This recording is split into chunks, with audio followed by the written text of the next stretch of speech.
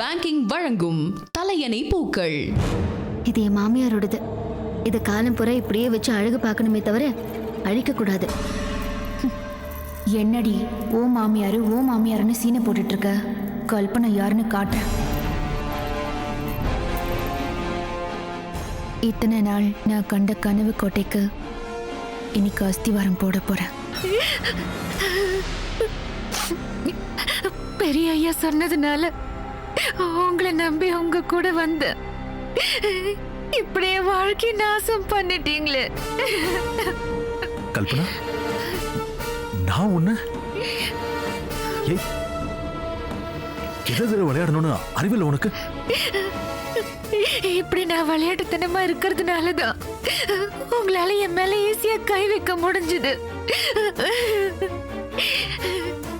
ஒரு பொண்ணு எதுல வேணாலும் போய் சொல்லுவா, செத்தாலும் தன் கற்பை இழந்தவன்னு போய் சொல்ல மாட்டா.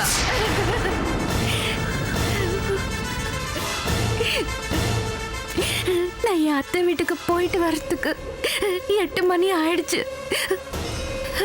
ரூம்குள்ள வந்து பார்த்தா நீங்க தூங்கிட்டு இருந்தீங்க. வீட்டுக்கு போக லேட் ஆகுதுன்னு உங்களை எழுப்புன. திடீர்னு என்ன கட்டி பிடிச்சு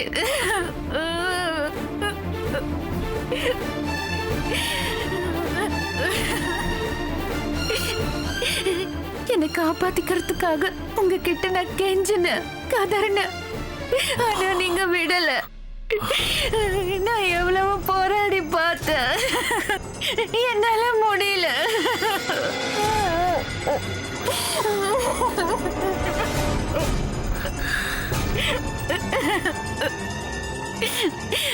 போதை ஏறுனா பக்கத்துல இருக்கிறது யாருன்னு கூடவா உங்களுக்கு தெரியாது.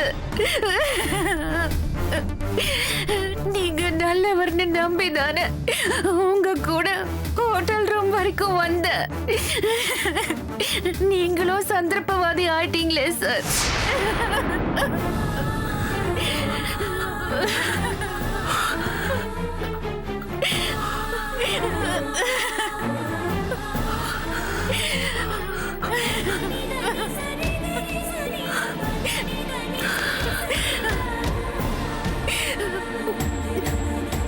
My God.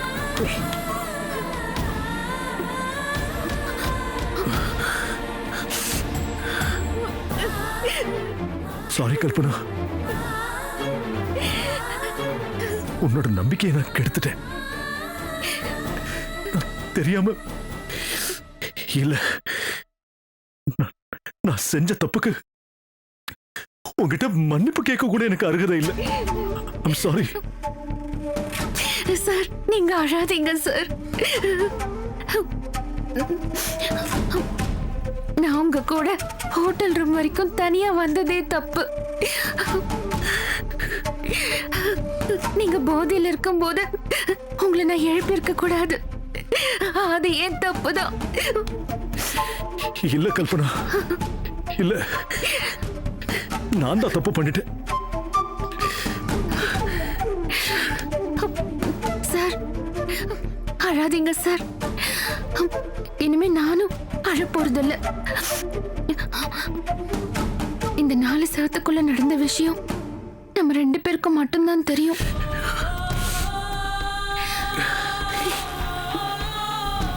நீங்க நடந்ததை மறந்துடுங்க. நான் நான் செத்து போயிடுறேன். கல்பனா, நான் என்ன சார் பண்றது? இன்னும் 4 நாள்ல உங்களுக்கு கல்யாணம் ஆக போகுது. வேதவள்ளி மேடம் கழுத்துல தாலி கட்ட போறீங்க. இந்த நேரத்துல நம்ம விஷயம் யாருக்காவது தெரிஞ்சதுன்னா என்ன ஆகும்? ராமநாதன் ஐயா மானஸ்தர். இந்த விஷயம் தெரிஞ்ச அடுத்த நிமிஷமே அவருக்கு ஏதாவது ஆயிடும். அப்புறம் கல்யாணம் நின்னு நீங்க அவமானப்பட்டு நிப்பீங்க.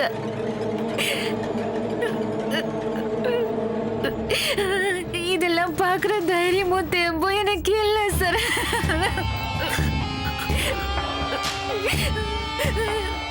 உங்க வீட்டு உப்பை தின்னுட்டு உங்க குடும்பத்துக்கு தியாகம் பண்ண முடியல.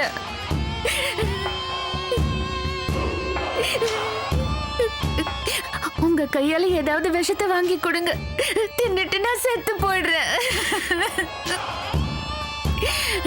இதை தவிர வேற வழி தெரியல. கெட்டு போனவங்கிற பேரோட நிம்மதி இல்லாம தினம் தினம் செத்து பழைக்கணுமே.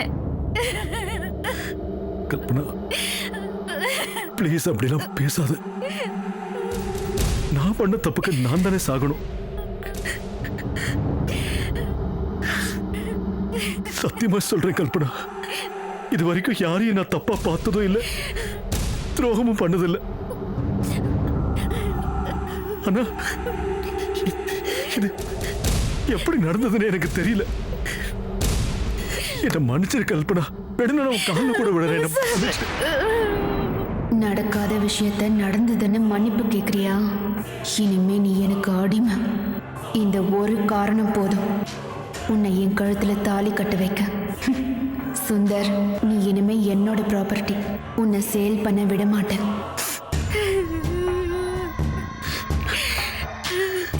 இனிமே பண்றதுக்கு என்ன இருக்கு? அதான் எல்லாமே முடிஞ்சு போச்சு. முறை தவறி நடந்ததுக்கு பரிகாரமா நீங்க என் கழுத்துல தாலி கட்டி மனைவியா ஏத்துக்கணும். ஆனா அதுக்கு சாத்தியமே இல்ல. உங்களுக்கு வேத வழிதான்னு சின்ன வயசுலயே உங்க அப்பா முடிவு பண்ணிட்டாரு. உங்களாலையும் அதை மீற முடியாது.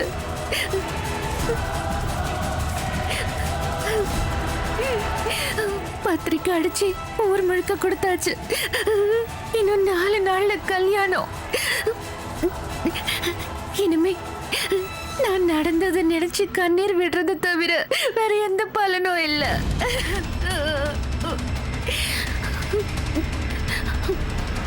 உங்க பக்கத்துல நிக்கிற தகுதி கூட எனக்கு இல்ல. இந்த ரூம்ல நடந்தத கெட்ட கனவா நினைச்சு மறக்கிறத தவிர வேற வழி இல்ல.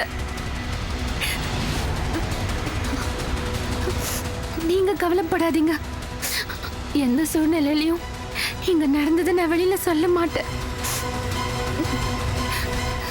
உங்க மானம் மரியாதை கௌரவத்துக்கு எந்த குறையும் வராது. உங்க கல்யாணம் நல்லபடியா நடக்கும். இது சத்தியம். ஆனா என்ன, உங்களை பார்க்கும் போதெல்லாம் இந்த விஷயம் தான் ஞாபகம் வரும். என்னோட உணர்ச்சி, புத்தி, மனசு இது எல்லாத்தையும் கொன்னுட்டு நடப்பணுமா தான் நான் வாழணும். உங்களுக்காக நான் அதை செய்யறேன். நீங்க கவலைப்படாதீங்க. இங்க நடந்த விஷயத்த எங்க வீட்டுக்கு தெரியாம பாத்துக்கணும். தன்னோட பொண்ணு கல்யாணத்துக்கு முன்னாடி கெட்டு போனவன்னு தெரிஞ்சா என் அப்பா அம்மா உயிரை விட்டுருவாங்க. முதல் தடவையா நான் அவங்க கிட்ட போய் சொல்ல போறேன். அவங்கள ஏமாத்த போறேன். அதுவும் உங்களுக்காக தான். அவங்களுக்கு மட்டும் இந்த விஷயம் தெரிஞ்சா அவங்க சட்டையை பிடிச்சி கேள்வி மேல கேள்வி கேட்பாங்க. உங்களை உண்டு இல்லைன்னு பண்ணிடுவாங்க. அதனாலதான் இதை அவங்களுக்கு தெரிய விட மாட்டேன். நான் மறைக்கலாம், ஆனா நாளைக்கு வயித்துல ஏதாவது கல்யாணத்துக்கு முன்னாடியே கர்ப்பமாயிட்டா இந்த ஊர் உலகம் எனக்கு ஆறி துப்போம். அதுக்கு முன்னாடி இந்த கர்ப்பத்தை கழிக்கணும். அப்ப கூட ஹாஸ்பிட்டல் செலவுக்கு வீட்டுல தானே கையேந்தி நிக்கணும். அப்ப தெரிஞ்சுட்டா என்ன பண்றது? அதான் ஒண்ணுமே புரியல. 20,000 30,000 செலவாயிட்டா அவ்வளவு பணத்துக்கு நான் எங்க சார் போவேன்?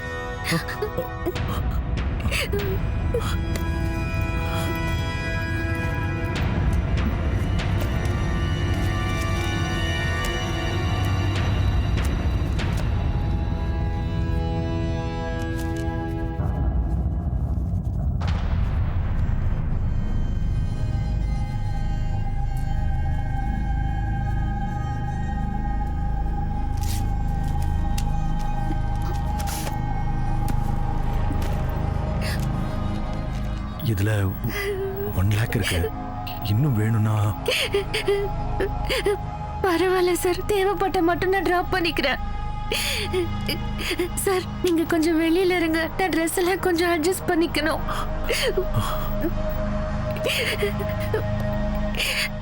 சார் நீங்க பயப்படாம போங்க, என்னால உங்களுக்கு எந்த அசிங்கமும் ஆபத்தும் வராது.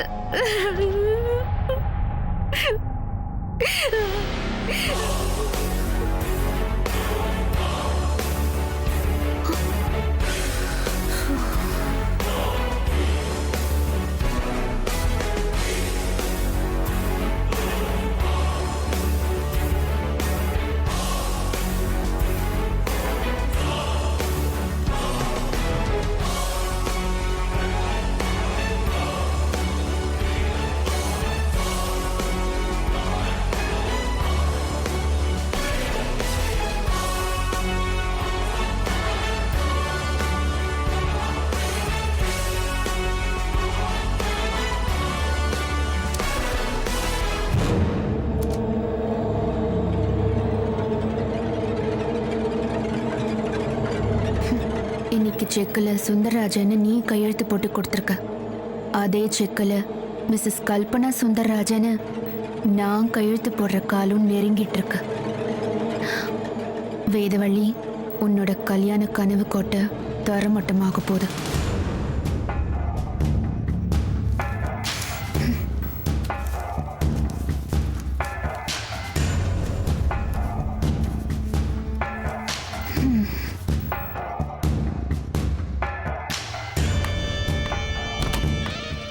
போலாம் சார்.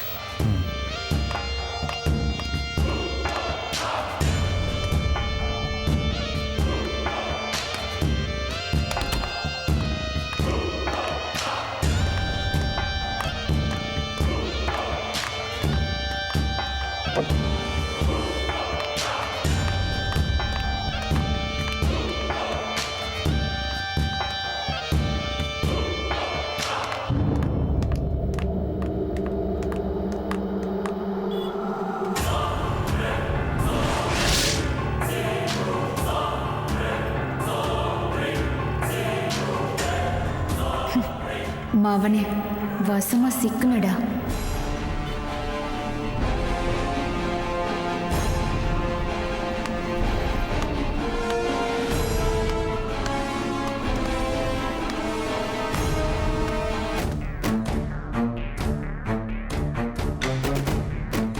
இந்தாங்க காஃபி குடிங்க. ஏய் அறிவு கெட்டவள, இப்போ இதான் ரொம்ப முக்கியமா?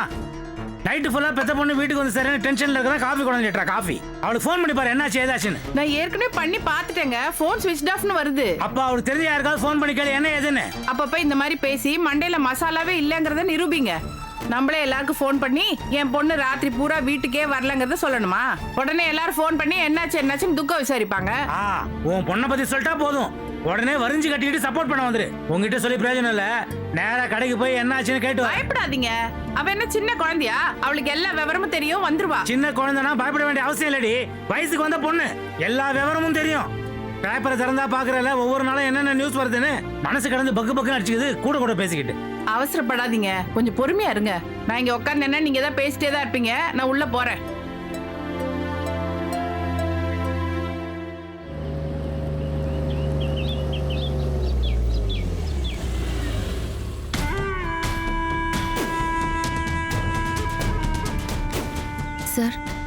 நீங்க கிளம்புங்க. எங்க வீட்டை நான் சமாளிச்சுக்கிறேன். அம்மாவும் அப்பாவும் கோவமா இருப்பாங்க. உங்களை பார்த்தாங்கன்னா எங்க பெர்மிஷன் இல்லாம எங்க பொண்ணு நைட் எங்க கூட்டிட்டு போனீங்கன்னு உங்களை திட்டுவாங்க. அது உங்களுக்கு அசிங்கமாயிடும். என்னாலையும் அதை தாங்க முடியாது. திட்டினாலும் அடிச்சாலும் அது என்னோட போகட்டும், நான் பார்த்துக்கிறேன். சார் ப்ளீஸ் சார், நீங்க கிளம்புங்க. சார், என்ன சொல்றதுன்னு தெரியாம நீங்க முழிக்கிறீங்கன்னு எனக்கு தெரியும். இதுக்கு மேல நீங்க இங்க இருந்தா நான் அழுதுருவேன்.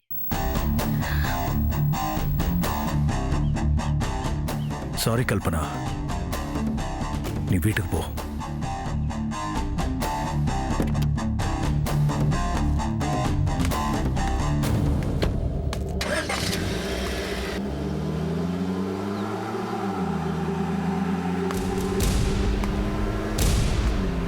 போங்க சார், போங்க.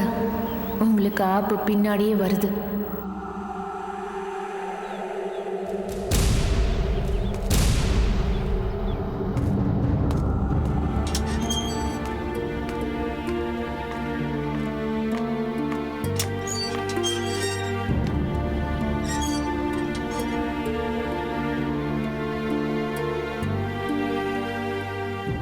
ஏய் நில்டி.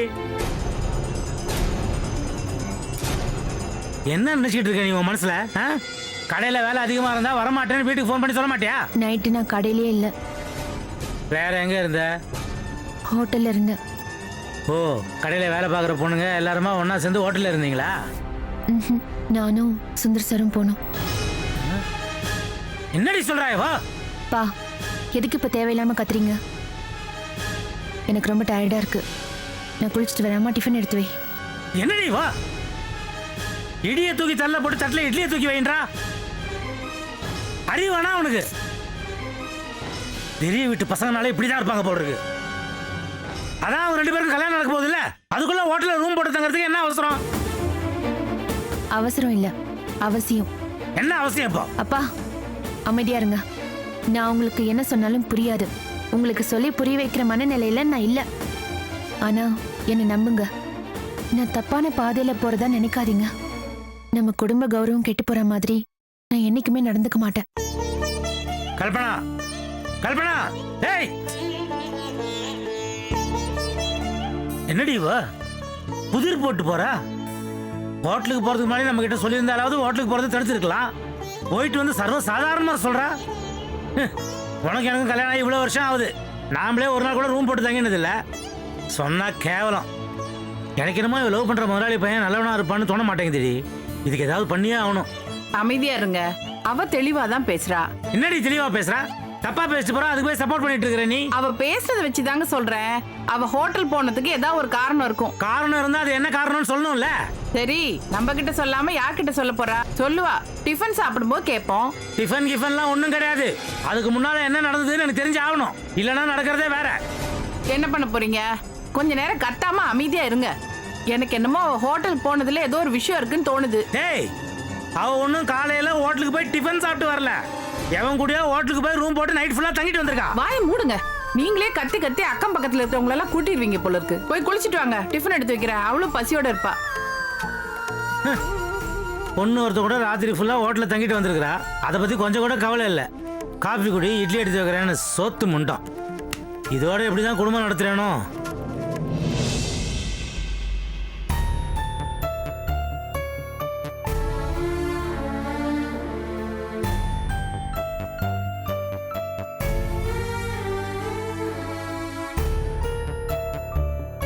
டே சுந்தர், இங்க வா.